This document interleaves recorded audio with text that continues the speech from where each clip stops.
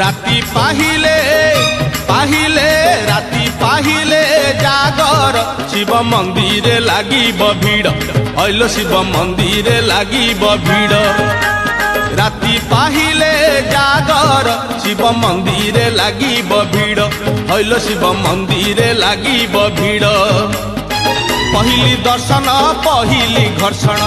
पहिली दर्शन पहिली घर्षण पहिली पंडा पहिली धंडा पहिली भोग पहिली जोग पहिली भकत बड़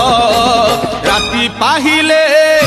पाहिले राति पाहिले जागर शिव मंदिर लागिब भीड़